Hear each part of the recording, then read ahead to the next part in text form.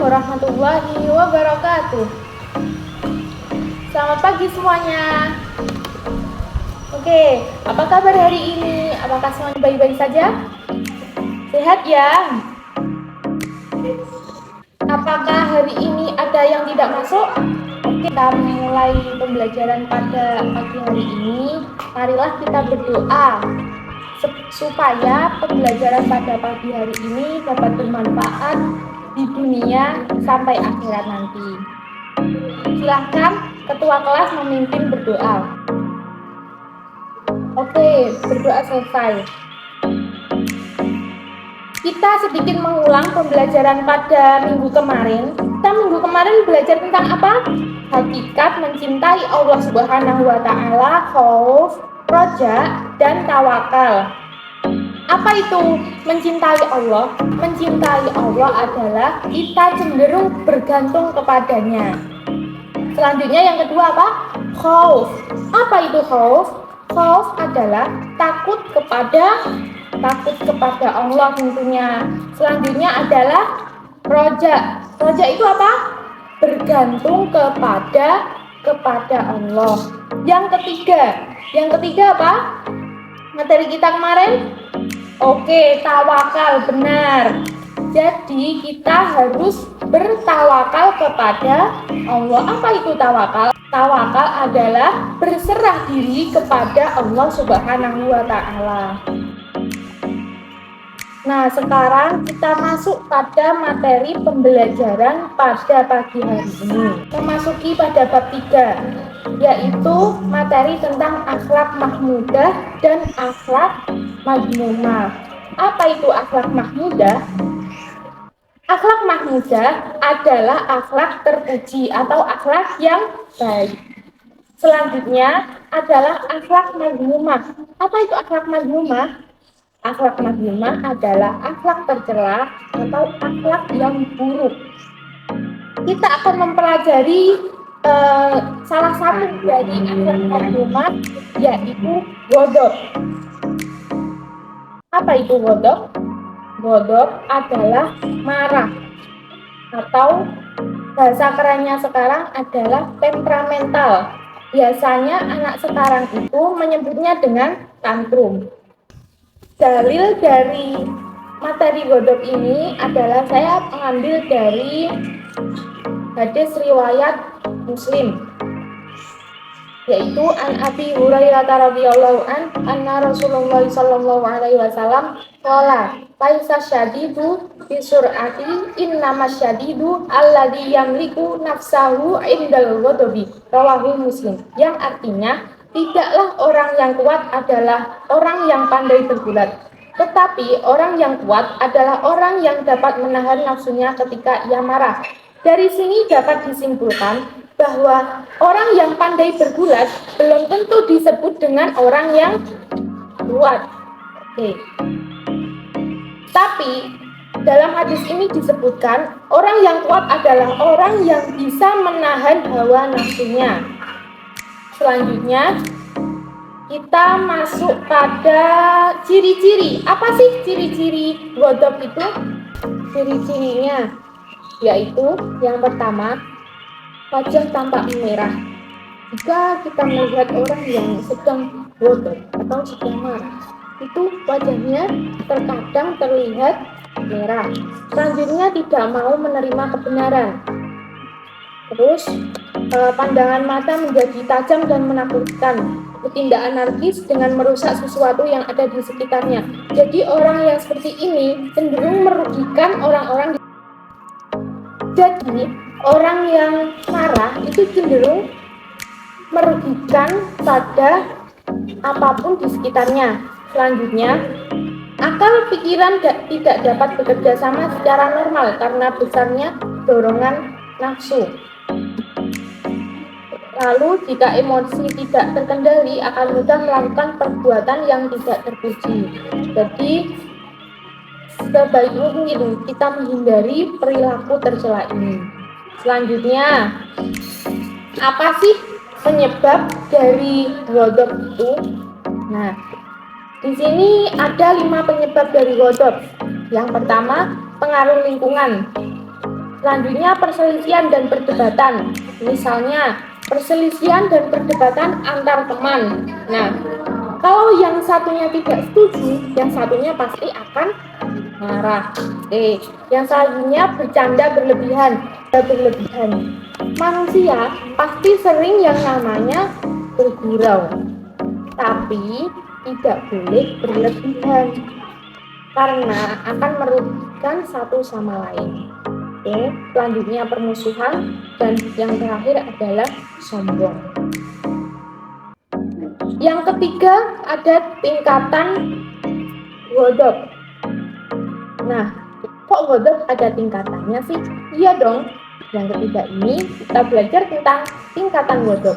Yang pertama adalah tafrid, yang kedua ifrat, yang ketiga i'tidal. Tafrid adalah tingkatan godop yang paling rendah. Jadi, tingkatan tafrid ini seperti dia tidak terlihat marah. Begitu.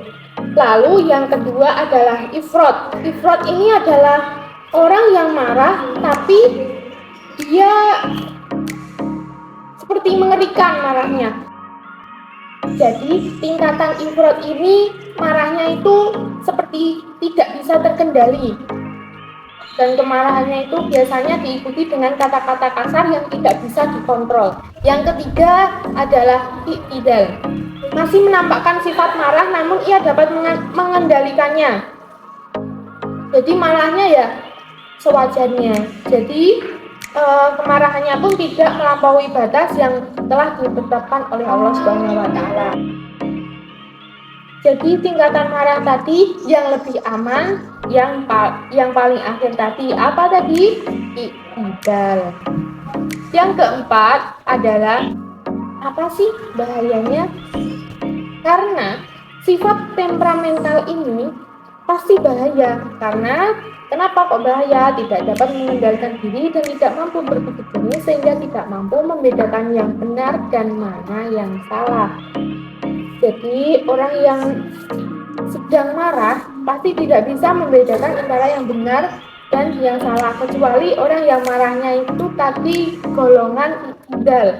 Itu kan marah sekadarnya, jadi pasti bisa membedakan antara yang benar dan yang salah. Itu salah satunya. Yang kelima, cara menghindari sifat temperamental atau godop.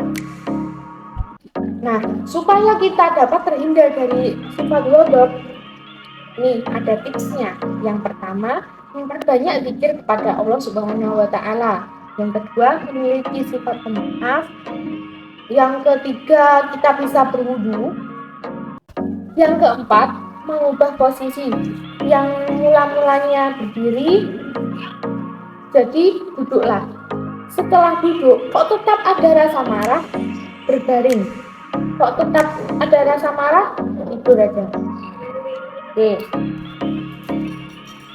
Selanjutnya, membiasakan perilaku kontrol diri. Sikap kontrol diri. Sikap kontrol diri ini merupakan upaya untuk tetap berada dalam kebaikan dan terhindar dari sikap yang dapat membinasakan diri, orang lain, dan lingkungan. Kontrol diri juga disebut mujahadah an-nafs. Selanjutnya adalah implementasi sikap kontrol diri. Di sikap kontrol diri ini gimana sih cara menerapkannya? Yang pertama, kita bisa berpikir positif, optimis, bersabar, paham sebab akibatnya, lalu berdoa dan selalu berzikir. Pokoknya berdoa dan berzikir ini adalah utamanya. Yang kedua, ciri-ciri sikap kontrol diri. Yang pertama, kemampuan mengontrol perilaku, mengatur perilaku, mengantisipasi peristiwa, dan mengontrol keputusan. Selanjutnya, faktor yang mempengaruhi sikap kontrol diri. Yang pertama, kepribadian. Yang kedua, situasi dan kondisi yang terjadi itu bisa mempengaruhi sikap kontrol diri. Selanjutnya, etnis. Lalu pengalaman, usia. Yang terakhir ini usia. Contohnya, yang pertama, Sikap kontrol diri ini bisa dilakukan di rumah, di sekolah, ataupun di masyarakat. Sikap kontrol diri di sekolah, seperti halnya misalnya tidak membuat gaduh saat pembelajaran berlangsung gitu. Di rumah contohnya menghormati kedua orang tua. Lalu di masyarakat itu contohnya menjaga pergaulan antara tetangga gitu. Jadi antara tetangga itu pergaulannya dijaga dengan baik. Selanjutnya, cara membiasakan sikap kontrol diri. Yang pertama bersabar, harus sabar. Yang kedua berpikir dengan tenang. Jadi jangan terburu-buru, semuanya dilaksanakan dengan tenang. Lalu berpikir tentang sebab akibat perbuatan yang telah kita lakukan atau yang akan kita lakukan. Yang terakhir tentunya tetap berzikir dan berdoa. Selanjutnya adalah hikmah sikap kontrol diri. Hikmahnya ya dapat meminimalisasi akibat negatif dari perbuatan yang dilakukan karena dipertimbangkan dengan matang. Jadi sikap kontrol diri ini sangat bermanfaat bagi siapapun. Selanjutnya adalah membiasakan perilaku berani membela kebenaran. Berani menegakkan kebenaran disebut juga dengan syaja'ah, yang artinya berani membela kebenaran dengan bijak dan dilandasi dengan keikhlasan hati, dan lawan katanya adalah pengecut. Macam-macam syaja'ah. Macam-macam syaja'ah itu syaja'ah ada dua. Yang pertama syaja'ah harbiah, yang kedua syaja'ah nafsiyah. Apa itu syaja'ah harbiah? Syaja'ah harbiah adalah keberanian yang tampak. Misalnya keberanian di medan tempur, peperangan, seperti itu. Yang kedua adalah syaja'ah nafsiyah, yaitu keberanian menghadapi bahaya atau penderitaan di luar medan peperangan, misalnya menegakkan kebenaran. Selanjutnya, bentuk perilaku syaja'ah. Yang pertama, memiliki daya tahan yang besar untuk menghadapi kesulitan. Yang kedua, berterus terang dalam kebenaran dan berkata benar di hadapan orang yang zalim. Yang ketiga, mampu menyimpan rahasia. Jadi, menyimpan rahasia orang lain itu termasuk perilaku syaja'ah. Selanjutnya adalah landasan syaja'ah. Syaja'ah ini dilandaskan kepada iman yang kokoh, itu yang pertama. Yang kedua, bersabar terhadap ketaatan. Yang ketiga, mewariskan hal baik. Yang keempat, faktor yang membentuk sikap berani membela kebenaran dalam kehidupan sehari-hari. Yang pertama, rasa takut kepada Allah Subhanahu wa Ta'ala. Yang kedua, lebih mencintai akhirat daripada dunia. Yang ketiga, takut mati. Jadi setiap makhluk yang bernyawa pasti akan mati ya. Artinya, tidak ada satupun makhluk yang luput dari kematian. Orang yang berani menegakkan kebenaran tidak takut dengan kematian, apalagi ketika berjuang di jalan Allah Subhanahu wa Ta'ala. Itu bisa menjadi faktor membentuk sikap berani membela kebenaran, atau lawan katanya tadi, atau sinonimnya tadi apa? Syaja'ah. Oke, yang selanjutnya adalah tidak ragu-ragu. Yang terakhir, tidak menomorsatukan kekuatan materi. Hikmah syaja'ah yaitu salah satunya dengan menerapkan sikap syaja'ah atau berani, maka dalam hidupnya akan timbul ketentraman. Jadi ketentraman akan muncul saat seseorang menerapkan sikap syaja'ah tersebut. Manfaat syaja'ah, apa sih manfaatnya? Kok kita harus menerapkan syaja'ah dalam kehidupan sehari-hari? Yang pertama, kejahatan atau kemungkaran di lingkungan masyarakat secara perlahan akan berkurang. Lalu, mencapai kehidupan yang sukses dengan melakukan keberanian dalam melangkah dan beraktivitas akan beraktivitas akan secara perlahan mencapai kesuksesan yang diinginkan. Oke, jadi kesimpulan pada pembelajaran pagi hari ini adalah kita harus senantiasa melakukan akhlak terpuji atau akhlak mahmudah dan menjauhi akhlak madmumah, karena akhlak madmumah pasti akan merugikan orang-orang di sekitar kita. Terima kasih, sekian pembelajaran pada pagi hari ini. Semoga bermanfaat, khususnya bagi saya sendiri dan umumnya bagi kita semua.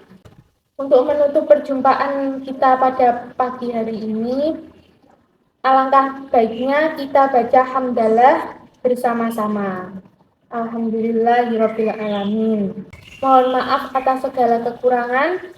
Wassalamualaikum warahmatullahi wabarakatuh.